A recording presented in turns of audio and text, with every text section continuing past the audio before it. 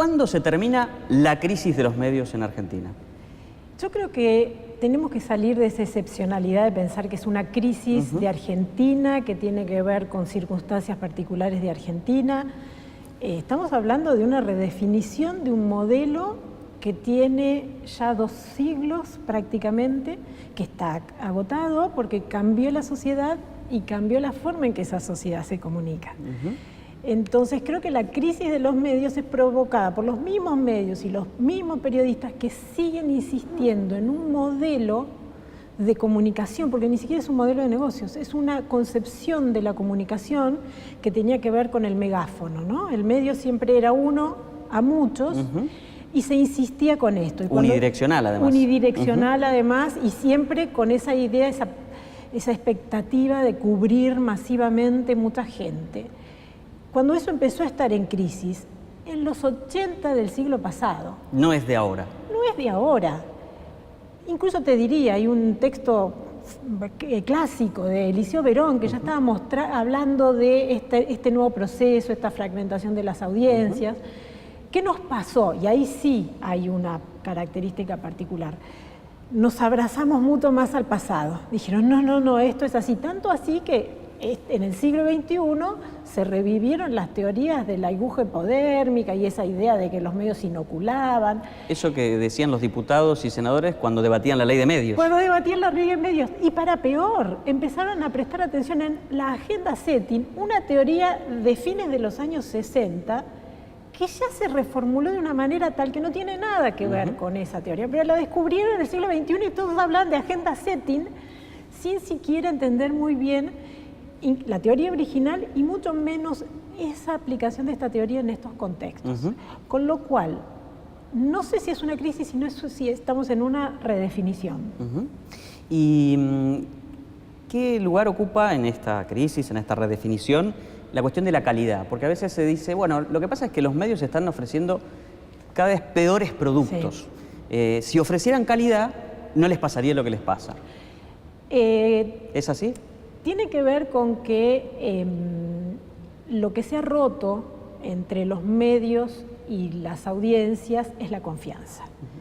Hay una crisis de confianza generalizada. Las sociedades desconfían de sus dirigencias, de sus élites, de la academia, desconfían incluso de la ciencia. Viste que ahora está el movimiento, no me vacuno, no, o sea, todo está puesto en cuestión. Esto es parte de estos Los que creen tiempos. En la Tierra plana, ¿no? Los que Cosas creen raras, en la Tierra plana, los que creemos en la astrología, y digamos, hay libertad de cultos. Sí. Ahora, el punto está en que vos no podés sostener ningún tipo de negocio si no tenés un cliente más o menos estable. Y eso le pasa no solamente a los medios comerciales. Creo que parte del desacierto que han tenido los medios públicos en Latinoamérica es que siempre subestimaron tener audiencias. Creyeron que la calidad era contrario a ser popular. A la masividad. A la masividad. Cuando en realidad lo que nos está faltando es productos de calidad para las grandes audiencias, que hoy ya no son grandes, sino que son nichos. Entonces vos te encontrás con que hay productos de calidad en un canal de YouTube, en donde vos podés definir un pequeño universo de intereses, en donde la afinidad es tal que con esa comunidad te alcanza para sostener un servicio que debería ser el medio. Venimos de una época de mucha soberbia, ¿no? En donde el autor, el actor, el guionista, el periodista decía, es tan importante lo que tengo para decir que el mundo debería estar prestándome atención. Y si no me presta atención, es que son todos unos nulos. Y la gente decía, a ver, yo tengo el mismo criterio para votar presidente que para elegir de programa de televisión, y es mucho menos comprometido elegir un programa de televisión. Entonces creo que también esa idea de subestimar el que está del otro lado ha acentuado esta cuestión. El otro día encontraba a un periodista que decía, no, yo creo que parte haciendo como un mea culpa, así como diciendo algo original, es que nosotros no hemos pensado en los públicos. Y claro, digamos, tuvimos una época en donde el punto de inflexión en la crisis mundial de los medios es 2008, porque tiene que ver con la crisis económica, en donde Se reducen los presupuestos publicitarios. Entonces ahí es donde, viste que en la crisis económica Sí. todo se ajusta, ¿no? Y digamos, la supervivencia es el más alto. Y ahí había muchos que no pudieron hacerlo, incluso los buenos dijeron, busquemos otra forma de reaccionar. Y fue para nosotros la época en donde se empezó a tirar millones de dinero público a medios de comunicación que mientras tuvieron unos presupuestos únicos en la historia, porque no se van a repetir y no tenían antecedentes, no hicieron nada para generar una comunidad de intereses.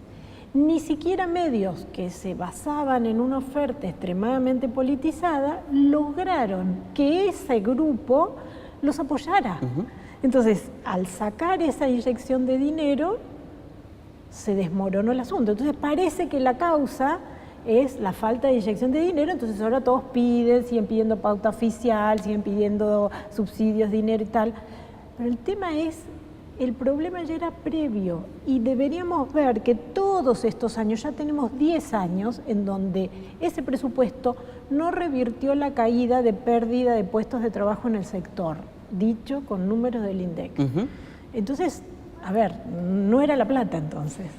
Para subrayar, la pérdida de puestos de trabajo en el ámbito de los medios, del periodismo, arranca mucho antes que 2015, mucho antes que Muchísimo 2008, antes. Muchísimo. Según datos del INDEC, hay un promedio de entre 1.000 y 2.000 pérdidas de puestos de trabajo desde 2008.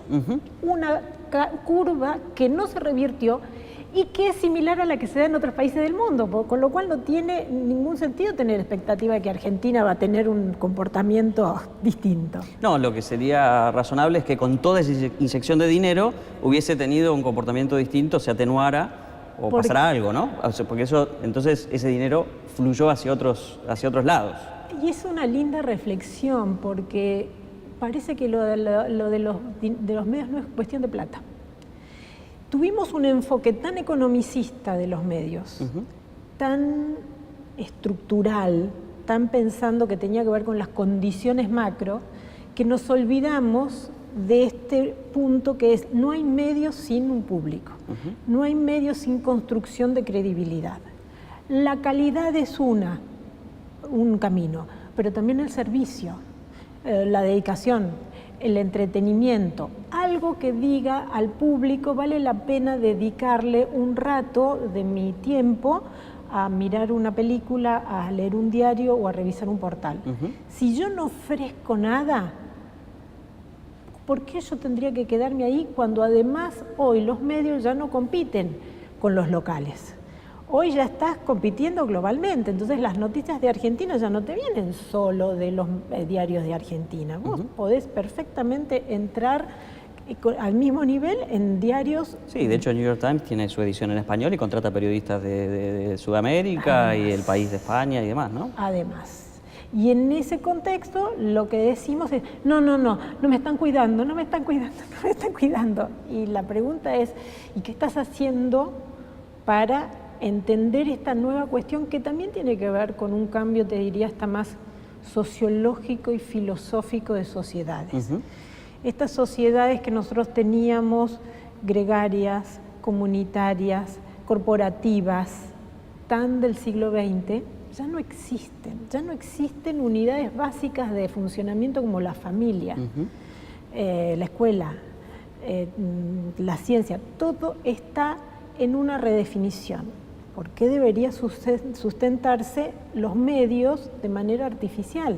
O sea que un posible camino de solución a esto que, simplifiquemos, llamamos la crisis, podría ser empezar a estudiar un poco más la demografía, los comportamientos, para entender esos públicos y poder ofrecerles lo que esperan o necesitan. Y fíjate vos qué maravilla de tiempos estamos viviendo, que nunca antes era posible entender lo que estaban haciendo las audiencias en tiempo real. Claro. Hoy tenés acceso a recursos abiertos para saber si tu nota tiene rebote, si no tiene rebote, si es comentada, si no es comentada. Leía un dato muy interesante de la Asociación de Prensa de Madrid, en donde analizaron la cantidad, hicieron una encuesta y analizaron la cantidad de ofertas laborales y la cantidad de puestos que se estaban cubriéndose. Y había una suboferta, o sea, mejor dicho, una subocupación de puestos como contacto con las audiencias, manager de contenidos en línea, que no es hacer un curso de periodismo digital o hacerte community manager. Yo pienso, ¿qué va a pasar con estos periodistas que no le contestan a los colegas en Twitter? Porque son como primadonas, ¿no? Y de vuelta, el megáfono, ¿no? el megáfono, y ellos están ahí para mostrarse y no para contestar. ¿Cómo van a adaptarse a esa nueva demanda en donde los medios están necesitando gente que sepa hablar con las audiencias? Fíjate que nosotros ni siquiera tenemos esas posiciones creadas en los medios locales.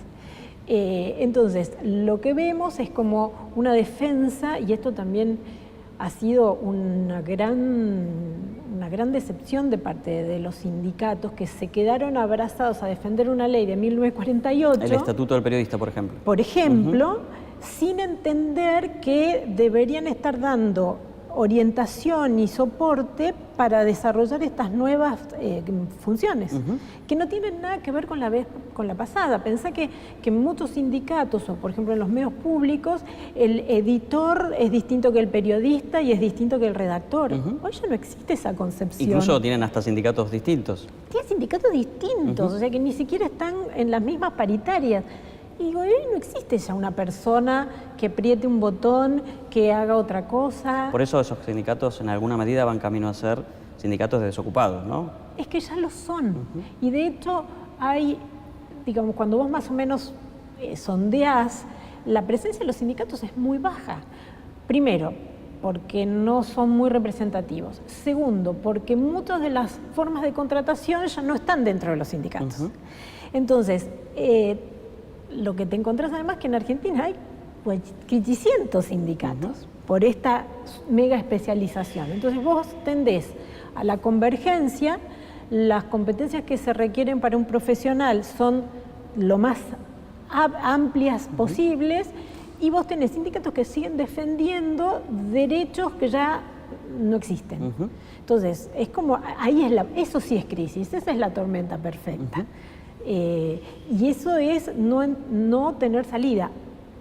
Para ser justos y para, digamos, para dar un toque de optimismo catastrófico, sí veo con mucha alegría nuevas generaciones que ya no tienen nada que ver con esos discursos, que están ya armando proyectos y propuestas y cosas muy, muy interesantes, que entendieron lo de la convergencia, que entendieron lo que es estar en redes sociales. Entonces vos tenés casi como un sub-30 que viene muy, muy, muy empeñoso, y que yo creo que ahí se va a dar el recambio.